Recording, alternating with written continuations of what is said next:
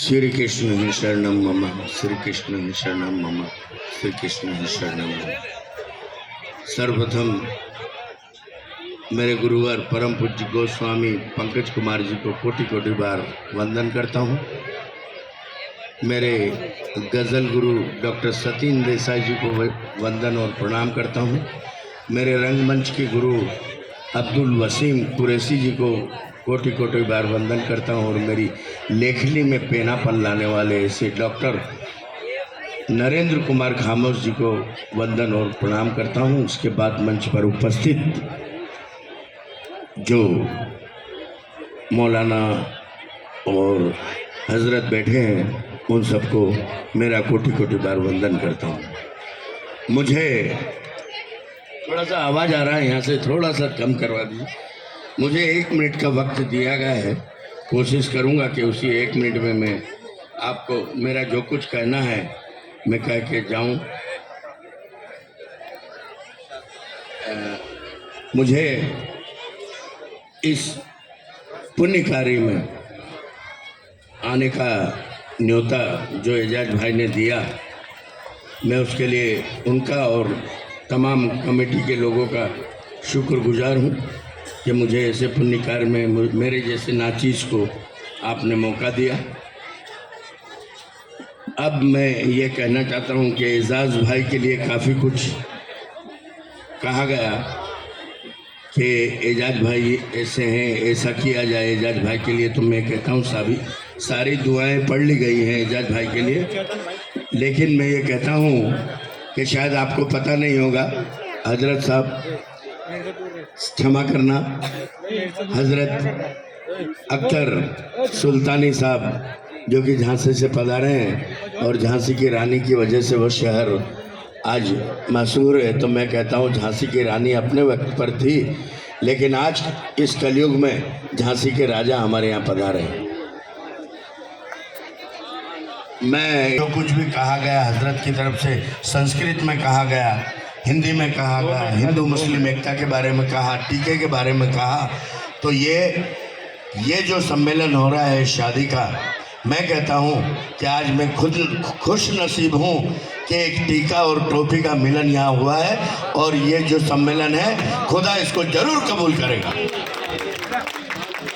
अब मैं आपसे कहना चाहता हूँ कि कानपुर में जो घटना हुई थी, जो भी पत्थरबाजी हुई करने वालों ने की, लेकिन मैं गज़ल और कविताएं लिखता हूँ, अभी अभी मैंने लिखना शुरू करा है। उस दिन मैं आपसे कहता हूँ कि मेरा दिल काफ़ी विचलित हुआ और रात को मैंने एक गज़ल लिखी। मैं वो गज़ल आपके सामने पेश कर अपना स्थान ग्रहण करूँगा। और जहाँ भी ताली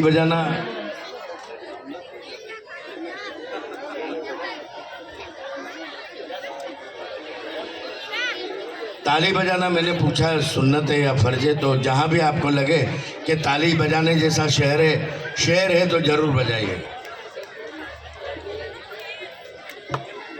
मतलब है कि बसा करता था इंसान कभी मेरे शहर में, अब नहीं बसते। बसा करता था इंसान कभी मेरे शहर में, हो रहा है कब्जा पत्थरों का मेरे शहर में, पत्थरों का मेरे शहर में। पहले नहीं चलते थे ऐसे पत्थर, अब चल रहे। कि बसा करता था इंसान कभी मेरे शहर में, हो रहा है कब्जा पत्थरों का मेरे शहर में, कि कुछ तो कमियां रही होंगी हमारी तुम्हारी, वरना उसी में हम बड़े हुए, उसी में बुजुर्ग हुए, आज पत्थर क्यों चल रहे हैं। कि कुछ तो कमियां रही होंगी हमारी तुम्हारी, वरना क्यों लगता पहरा मेरे शहर में। उसके बाद पहरा लग गया था शहर में, वही व्यक्ति, वही समाज, वही हिंदू मुस्लिम, लेकिन वहाँ पहरा लग गया। अब ये शेर आपने सुना होगा, कृपा करके थोड़ा सा शांत करवा दे, थोड़ा सा। कि बैठ जाते हैं परिंदे मजहब, बैठ जाते हैं परिंदे मजहब से दूर मंदिर पर। परिंदों को कोई नहीं पड़ी है कि ये मंदिर है या मस्जिद है। कि बैठ जाते हैं परिंदे मजहब से दूर मंदिर मस्जिद पर, फिर क्यों ना पा जाए भजन अजान को मेरे शहर में। जब परिंदे बैठ जाते हैं बिना, फिर यहाँ इतने डेसिमीटर पे अजान होनी चाहिए, इसने पे भजन होना चाहिए। ये हमको करना है, ये हमको तय करना है। कोई राजनीतिक पार्टी या कोई मौलाना इस बात को तय नहीं कर सकता। ये हम लोग को तय करना है कि कितनी अजान आवाज़ में होगी और कितना भजन होगा।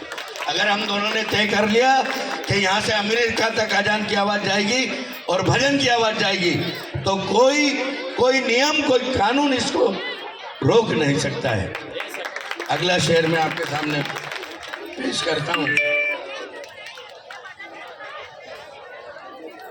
कि बीता बचपन जवानी अब बुढ़ापा आ गया। उसी गली मोहल्ले में जहाँ पहरा लगा था कि बीता बचपन जवानी अब बुढ़ापा आ गया, यहाँ तहजीब क्यों बदल गई मेरे शहर में। वो के वही लोग हैं, फिर कैसे तहजीब बदल गई। कि सुनी पड़ी है चौपाले, सुनी पड़ी है चौपाले, यहाँ सुनी पड़ी है चौपाले बेशुद्ध, यहाँ जहाँ ये बुजुर्ग लोग बैठते थे एक चौपाल में आके हम तुम खेलते थे, ये डांटते थे, चल घर चल, क्या कर रहा है। वो सब खत्म हो गया, वो दृश्य खत्म हो गया। इस बीच में क्षमा चाहूँगा कि उनके बिना, उनको याद किए बिना ये प्रोग्राम सफल नहीं हो सकता। मैं जो एजाज भाई के बारे में कहा गया है, वो एक पवित्र आत्मा है। मेरा इनसे काफ़ी वर्षों से परिचय है और झालो द्वालो जहाँ भी है, जो किट बांटा जाता है रमज़ान में, मेरे से भी जो कुछ पत्तियाँ, जो कुछ फूल पत्ती अगर दी जाती है, मैं इनके साथ झालों तक जाता हूँ। उनके पिताश्री बैठे हैं, उनकी माताश्री बैठे हैं, मैं उनको भी कोटि कोटि बार वंदन करता हूँ। अब मैं बम्बई से पधारे, मैं आपकी खिदमत में एक शेर पेश करता हूँ। अगर मेरी बात सही है तो आप कहिएगा कि जलते थे तमाम चूल्हे एक ही अंगार से बस्ती के। आपने वो समय देखा है, एक ही अंगार से किसी का चूल्हा जल जाए तो उसके अंगार कंधे पे लेके बस्ती के पूरे चूल्हे जल जाते। ये समय इंदौर में मैंने देखा है कि जलते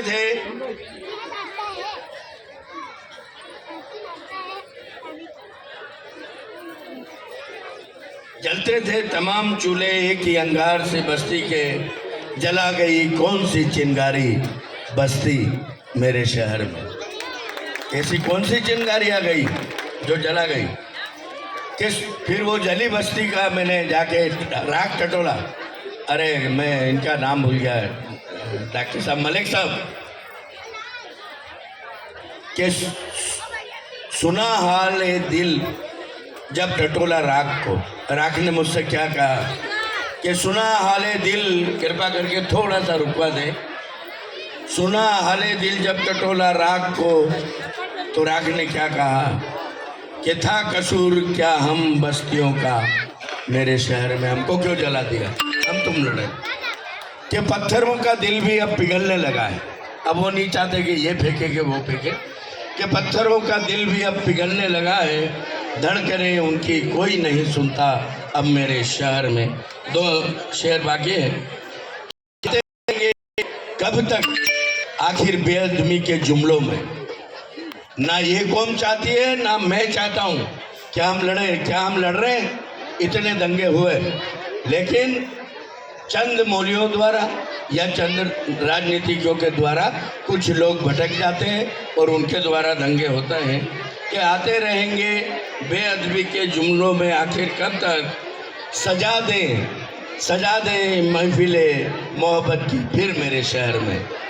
मेरा ये आखिरी शेर है और मैं हिंदुस्तान के नहीं, इस विश्व में जितने भी शहर हैं ये अगर मेरा शेर उनको समझ में आ गया तो चाहे वो हिंदू हो, मुसलमान हो, क्रिश्चियन हो, पंजाबी हो, दंगा कभी नहीं होगा। तो मैं ये शेर अगर आपको पसंद आया है तो जोरदार तालियों की भीख मांगता हूँ मैं आपसे। ये गांठें खुल सकती हैं, गांठें खुल सकती हैं नफरतों की यूं खिलाश, कि गांठें खुल सकती है नफरतों की कुछ यूं खिलास, कि कुछ तुम करो कुछ हम करें मेरे शहर में। अब कलमा आखिर में पढ़ा जाता है या शुरू में, मैं भी एक कलमा पढ़ देता हूँ, अब उसको आप कबूल कीजिएगा कि अवल कलमा तैयब ला इलाहा इल्लल्लाह व मुहम्मदुर रसूल अल्लाह। आमीन। कैलाश जी ने बहुत खूब सुना।